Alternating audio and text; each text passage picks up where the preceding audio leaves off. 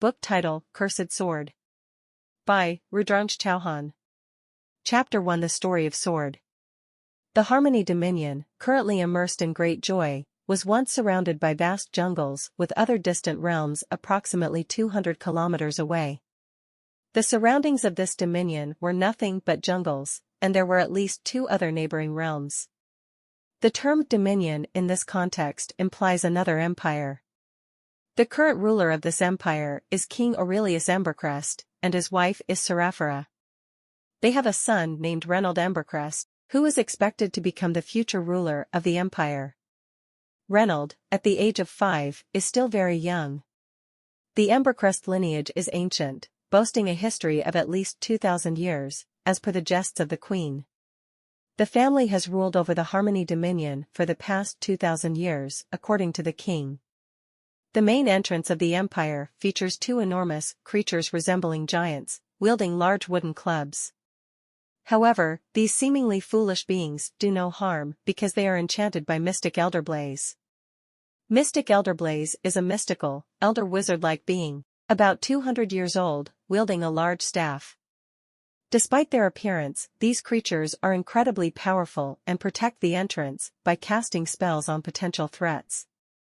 Beyond the entrance lies a tiered society, with common dwellings at the bottom and a grand palace at the top of a hill where the king, queen, and their noble family reside. Just then, a carriage arrived through the gates, driven by a young man. The carriage, adorned in golden hues, suggested a city patrol, traversing the entire city. Although I couldn't discern the details accurately, a woman sat inside, her head covered with some fabric, possibly a cloth. The carriage then began ascending the hill where a magnificent palace stood. The surroundings were lush and magical, with enchanting plants adding to the beauty. After a while, the carriage reached its destination, a massive wooden door guarded by imposing figures. As the carriage driver steadied the vehicle, the door opened, revealing a stunning woman. She wore an elaborate gown, secured with a large golden belt around her waist. Her upper body was partially covered by a transparent fabric, and her long, dark hair framed her face. Her brown eyes and rose-like lips added to her captivating beauty. As the door opened, the woman gracefully stepped out, heading towards the marvel in front, a spectacular palace that seemed to enchant the very air around it. The carriage driver followed closely behind. The woman moved with delicate grace, and the carriage driver, chanting prayers for the safety of his mistress, echoed her steps. "Our mistress, always be safe, our queen be protected," chanted the guards. The woman, casting a gentle smile towards them, replied, "As long as loyal and kind-hearted souls like you remain, my queen shall be safe. No harm shall befall her." The woman's words were laced with an intoxicating sweetness, and her demeanor exuded warmth and compassion, as though every utterance carried a wave of empathy. She was a queen, radiating a regal aura. With a final glance back at her guardians, she approached the palace gates. "May our queen always be safe," whispered the guards. As the doors swung open, the brilliance of the palace interior flooded the surroundings, revealing a realm of light and opulence within. The woman continued walking, approaching a grand throne placed at the forefront. The steps leading to it were crafted from pure white marble, undoubtedly a symbol of the royal lineage. As she ascended, the intricate design revealed the nobility entrenched in every detail. Upon reaching the throne, the woman gracefully seated herself.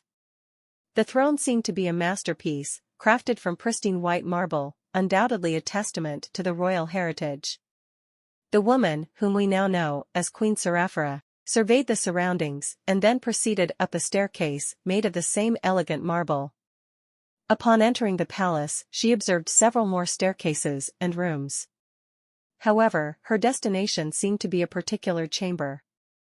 As she approached, a small, 5-year-old boy came rushing out, exclaiming, "Mum!"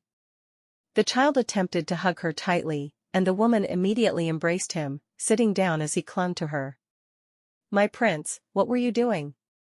Why aren't you asleep yet?" the woman, Queen Seraphira, inquired. "We now understand that the little boy is the future prince, Reynold Embercrest." "Mum, I couldn't sleep." "Where were you?" You're not back yet? The young prince questioned.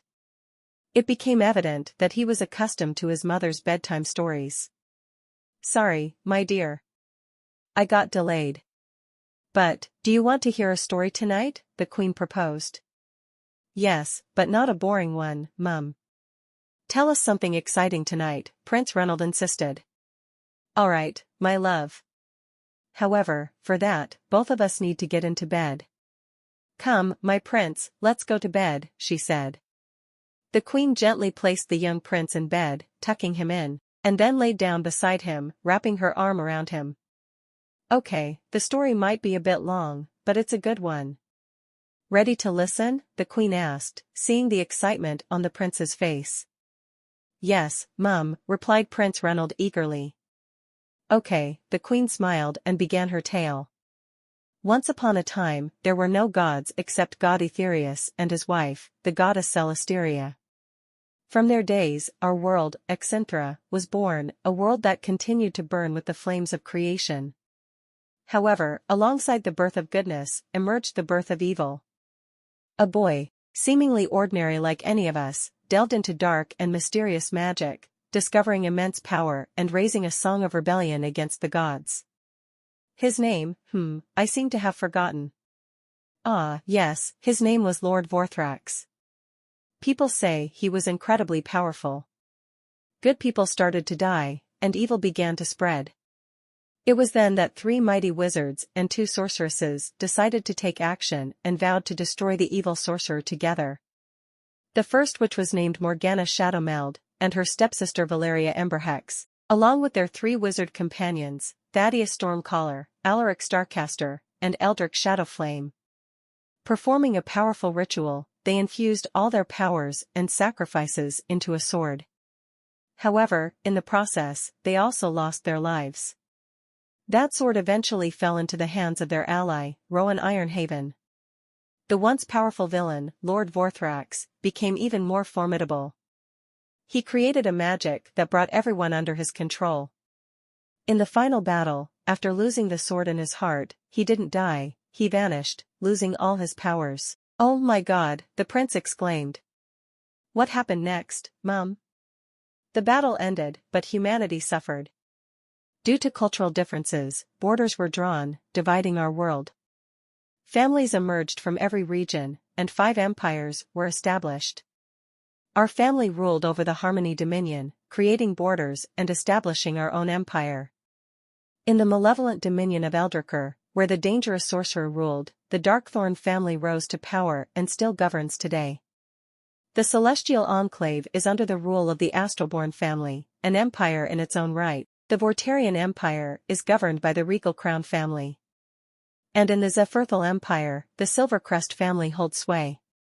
However, these families, including ours, have not yet made peace with each other.